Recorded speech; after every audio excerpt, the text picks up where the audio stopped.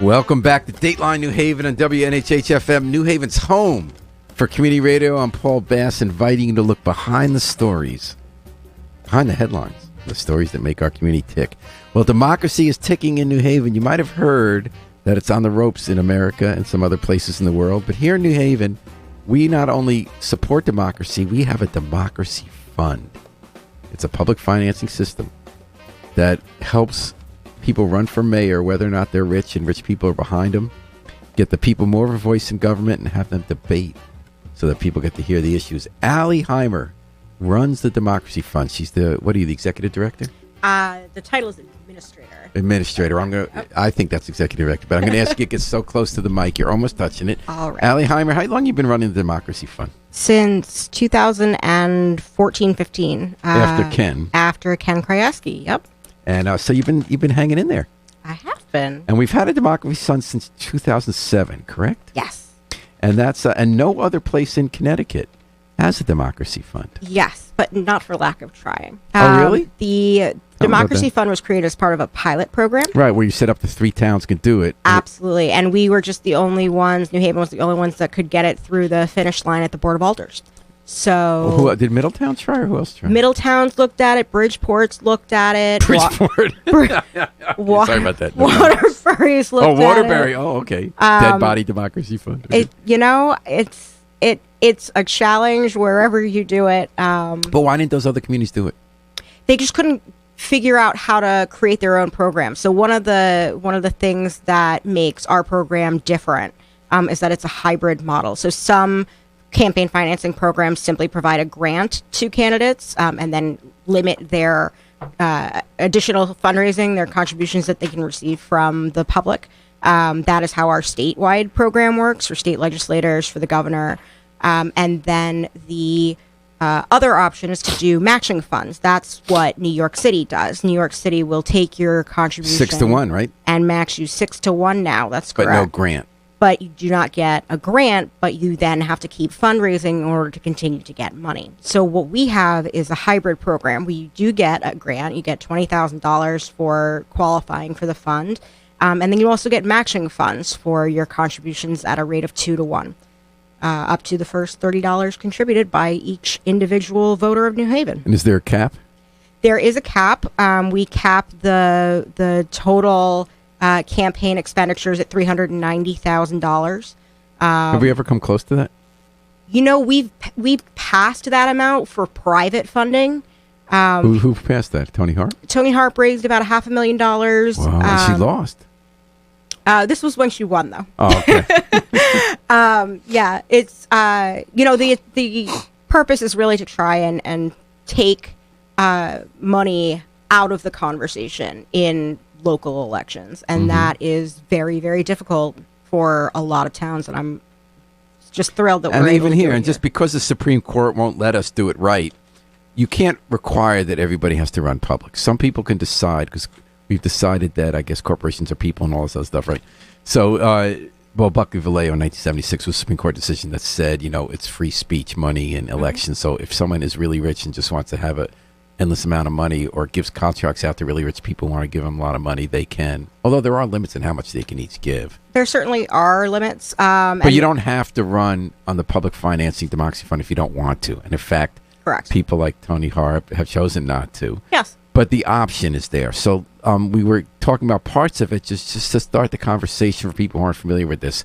It's just for the mayor's race. Correct. So how does it work if a candidate wants to participate in the Democracy Fund? So if a candidate is interested, they would firstly read through our candidate contract. In order to participate, you have to agree to a number of parameters, and that's part of why we do it. We want to make sure that you take part in a public debate.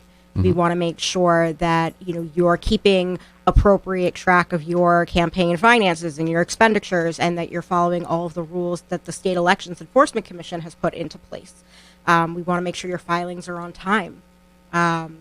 There are a couple of other limitations. You can't accept money from political action committees or groups. You can't accept money from businesses or companies that have contracts with the city. What about if someone's a president of a company. If you're an individual and you happen to own a business, that's totally different. Even if you get a contract for the city. That's fine. We just want you to be able to disclose that information. We want to, it's so if it's you're really running for about mayor clarity. and you say, I might not be able to have as much money as another person, but I need enough to run. Right. I can go to the Democracy Fund and say, if I'll just limit, instead of getting $1,000 from everyone, I'll make it $390. Right. And instead of taking money from political actions committees and business interests that want to run the government, I'll just say no.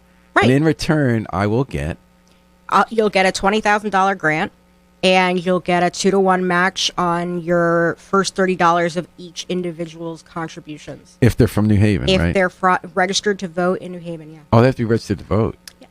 Okay, and Allie, I'm going to ask you to stay close to the mic. No problem. But up to $390,000, which of course you're not going to get usually. Yes. For this century. And Allie Heimer runs the Democracy Fund, our public financing outfit. I think you're doing a great job. And so is this the first time in this mayor election that both candidates in the general election are going to participate? Yes. We did have a year where there were 2 out of 3 participating in the general election. That was in 2017 with Sarah Ganong from the Working Families Party. But she wasn't running, so that was the problem. She went in the debate, but she refused to talk in the debate. That was a choice, but it... Because she supported public financing. She just wanted to keep a ballot slot. And the person who was won with 80% of the vote didn't participate in the program. Right. So that I think was more of a political comment that she wanted to make, and that her team wanted to make, to really focus what they're. So this year's the first time, which I think is a mark of your success. Because, in fact, Justin Ellick is the incumbent. He could easily raise 3 times as much money. He's made the calculation that New Haven wants him to run clean.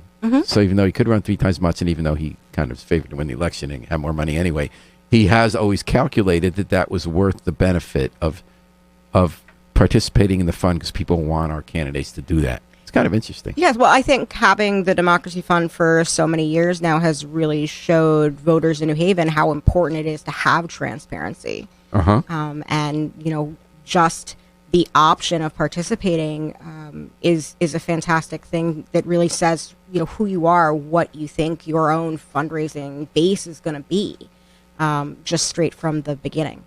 So. Yeah, 14 years, and then John Carlson's the Republican, and he's participating. Now you have to qualify to get that $20,000. Yes, so how does one qualify? He's been able to raise money from over 200 registered New Haven voters. Now these voters are from any party. Party doesn't necessarily play any role whatsoever unless it's a primary. And do you need a certain amount? And you need $5,000 in the bank. So you can raise that money from the New Haven voters. You can raise that money from elsewhere. You cap the individual contributions at $390, no matter where that money comes from. So if those 200 people give you $1 each, $1 would not be a qualifying contribution. They'd have to give at least 10. So if that would then get you to $2,000.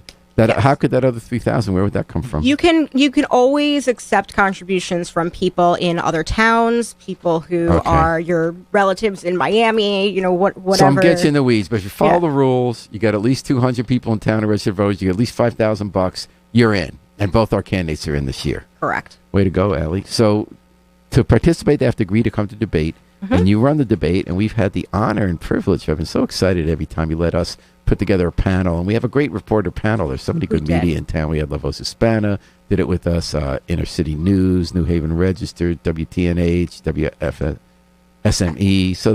So we had a good panel. We did a debate this week.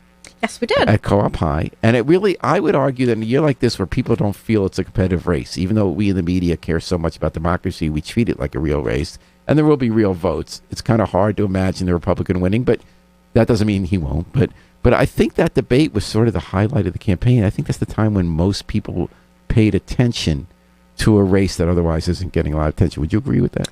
I mean, I would say that, any time that you have an equal platform for two people to talk about their ideas, it really is a boon for the city. And how'd you feel the debate went?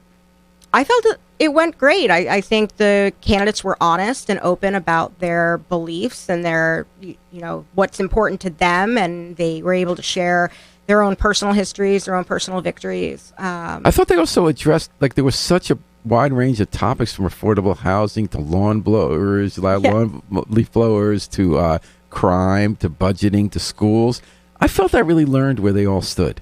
Yeah. They both stood on all that stuff. Yeah, one of the things that we talked about last night at our Democracy Fund board meeting was, the length of time that folks Well, I'm had hearing a lot about that. to answer and questions. And the two sides to that, yeah. And, I would say that, when you only have an hour, you want to know as much as possible about so many things that affect so many people in our city. And it's really hard to do. Well, I have a strong point of view on this, but I could be wrong. So let's talk about the two sides. So we did it lightning. Right? Yes. We said you have 60 seconds to answer and your opponent has 30 seconds. Yes. And twice during the debate, a person who gets the question gets 60 seconds, the other person gets 30 seconds to add in, and then twice in the debate you're allowed to ask for permission for an extra 30, which they both did twice, and it worked. Right, to do a rebuttal. So some people felt that makes them reduce the sound bites. Not enough time to give a complete answer, and it's not thoughtful enough. Interesting. I have a strong view in the opposite direction from having done debates for over 20 years. I actually think the shorter time gets you more substance. Because when it's longer, they fill up the time and bloviate and give campaign speeches rather than answering the question. They were both on their game, as they have been last time we did this, where they felt they really had to get the crucial information in 60 seconds or 30. So I actually felt that I learned more depth about each issue than I would have if they spoke longer, like in some other debates I've seen. Now, that's just my opinion. I could be wrong.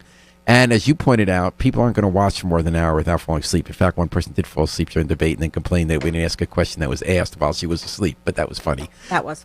But I felt like we were able to do so much ground in an hour, keep everyone but one person awake. So I have my strong point of view, but it doesn't mean I'm right. Some people think let them go for at least a minute and a half. I mean, I would say, it cuts both ways. I think there isn't just one main thing in New Haven that people are concerned about, right? We have huge questions and huge problems and big asks.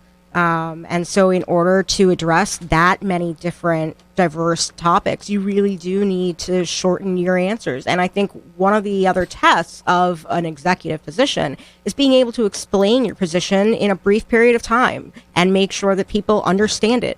All right. Mind meld. Alyson Heimer, the administrator, which I would call executive director of the New Haven Democracy Fund, our public financing system and debate requiring mechanism for elections. So you had a meeting last night of your board. Yes, we did. And you have two people who qualified. What happened last night with the money? So last night we released the grants and the matching funds for both candidates. John Carlson had qualified in September to get his $20,000 grant. He also qualified for $9,148 in matching 48? funds. 48. Okay. He submitted over 220 names of New Haven voters who had contributed over $10 and less than $390, and we were pretty excited to see them do that. That's the first time a Republican has ever done that for the Democracy Fund. And the Elliker campaign submitted around 250 names, and they qualified for the $20,000 grant and an additional $11,449.70. So it's actually pretty close in terms of what they've been able to raise. So those are the disbursements you agreed on last night? Correct. And these are the first of the general election campaign. So that's big news. And there will be another, right? So they can request additional funding as long as they are requesting $3,000 or more. So we, in the primary, we did have a second round of matching funds that was requested. The primary ended up not going through. So how much did Elliker get, the Democratic candidate, in the primary round? So he got the $20,000 grant, and then he had two rounds of matching funds. The first was $23,766, and the second was $18,358. So this came up at the debate. Yeah. John Carlson said, "Hey, there was going to be a primary, so of course you had the Democracy Fund, but then the primary didn't happen." Right. Justin Elliker remained in the race without having a primary, and he got by my quick math $62,000. Now he gets to start all over and get a $20,000 grant again and have the same people give him money to qualify for another grant. Right. Carlson thought that was unfair. What do you think? I don't think it's unfair. I mean, it's well within the rules. none of our rules have been broken by doing that. Right. And the Elliker campaign, I want to make very And everyone clear, has been agrees very about compliant. that. Everyone agrees with that. So the question is, should the rule change? So we are looking at a lot of different changes for this ordinance. There are some things that are outdated. There are some things that, seem like too high a barrier for entry. Maybe 200 individual New Haven registered voters is too many. Maybe we should decrease it. We want to be able to take a look at the ordinance in full and see where changes should be made. And I know your board maybe talked about doing that. should be changed. And maybe, whether or not you actually have a primary, matters. But both of these candidates, Du Bois, Walton, and Elliker both raised money in the primary thinking that they were going to have a real race, and therefore they spent money in the primary thinking that they were going to have a real race. And it wasn't certain until August 11th, which is less than a month out from, about a month out from the election day, that we realized that there wasn't going to actually be. So maybe it's fair because you actually spend election. that money in the primary, even if the primary doesn't happen. Yeah. So are you going to be looking at this issue or what? I think we're definitely going to be looking at this issue and a number of others. I want to ask you about some of those others and there's no right answer, right? You've had this benefit now of seeing for 14 years how it works in New Haven. That's great. And we want to learn from our experience, and the world changes too. Yeah. And we look at what other cities have done. So like as you said, New York, they don't get a grant, but you get a 6-to-1 match. Right. San Francisco's also moved to a 6-to-1 match. It used to be 2-to-1. Right. Are we moving there, or is there a reason to? What are the pros and cons? So a lot of it is about money. The Democracy Fund is lucky to have a lot of support right now and for the past couple of years in City Hall. So we did get a capital infusion of $250,000 in the budget this year. That's been very helpful because we've already given out, about half of that in this cycle. But one of the things that we'd like to do is expand the fund to other positions. And so, if we do that, we're going to have to really look at how much money we're giving mayoral candidates, what that match looks like, whether or not it should actually go up, whether or not we should match the first $50. Make it so that these small dollar contributions really matter. Right now we have a minimum contribution of $10. Maybe it should be $5. So it's going in two directions. Match up to 50 instead of 30 to give more oomph to those contributions, but also lower $10 to $5. It's all things that we need to look at, and we're gonna see what the so fund right now can it has afford to be do. at least a $10 contribution. Yes. So at least let the $5 contributions count. Yes. That's all really interesting. Now you talk about other positions. Is there a desire for all their races to have public financing? I would not say that there's too much of a call for all the races, but other citywide offices, so registrar of voters, city clerk, board of ed. But do we want registrar of voters? Oh, registrar of voters has never even competed. It's not very. Does anyone ever run for it? Because of this? There was a primary just last year. Oh, that's right. Yeah. Okay, that's a good point. Okay. Yeah. It is. So board of ed, you're not really looking at role. alders because there are 30 of them and it doesn't cost much. It's also, one of the things that we have considered for the alders, though, is like a clean elections pledge, right? Where we would want people to, say, hey, we're going to, limit our donations. Instead of getting $250 from an individual, we'll self-limit it to $100. I thought they get $390. No. Oh, alders can get $250? I believe so.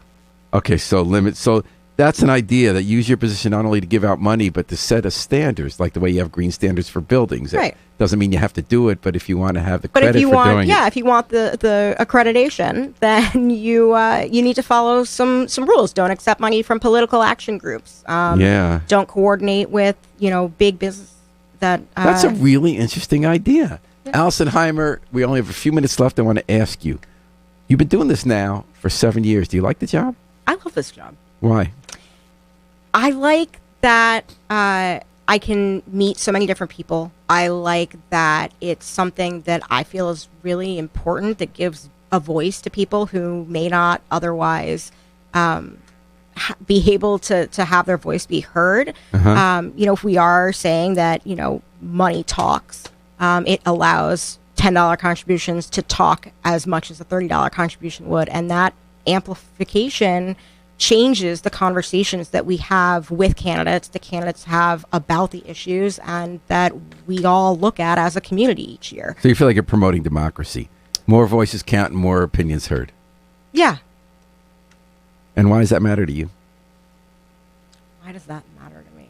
I mean, why does it matter to any, red-blooded American? Paul? Well, some do and some don't. But have you in your life had a real commitment to political democracy? Is this something you grew up with? I mean, you've been in politics in other roles. I mean, is this something very important to you? Like other people, what's important to them is like shopping or good movies or making great art, Yeah. Why is democracy important to you? I think it's because a lot of people feel like they don't have the ability to speak about the things that matter to them as much as maybe they should. Mm-hmm. And that it's really important for all individuals in our community to have a voice. And maybe if we're going to have a free society, if we're going to have a just society, if we're going to have a society that works as best as it can, maybe we have to have that. Maybe we need true democracy to make that work. I think so. That's why I'm a local reporter. Maybe that's why you're an administrative democracy fund. Maybe. All right. Alyson Heimer, what a delight to have you on. Thanks for all the great work you do run Democracy Fund. I'm so proud to be in a city that has it. I'm proud to have an experienced person running it and making it work right. Anything people should know about supporting Democracy Fund? We have open positions on the board. So if you are anything other than a registered Democrat and you enjoy meetings once a month, we'd be happy to have your application sent to City Hall. So who do they send it to? They send it to the mayor's office with a resume and a letter of interest. And you can always attend our meetings as well. Our next one is November 17th at 6 p.m. And we are back in person at City Hall now. Oh, excellent. And you're on the website, too. And we are. Yep. Alyson Heimer, thanks a lot for coming on. No problem. Thanks for doing the debate. Thanks to Democracy Fund. Big news. Republican qualifies first time. In our 14 years.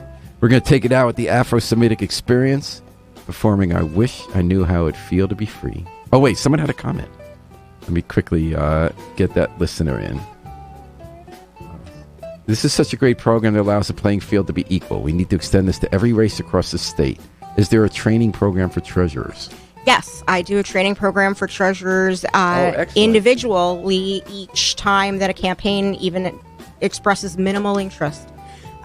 So I will do my 1 hour training, and then I can offer fuller training for anybody who's dealing with any finances on. And that's Justin Farmer. So Justin Farmer, I hope you get to have it in Hamden, because I know you would take advantage of that too. So once again, thanks for listening to Dateline New Haven.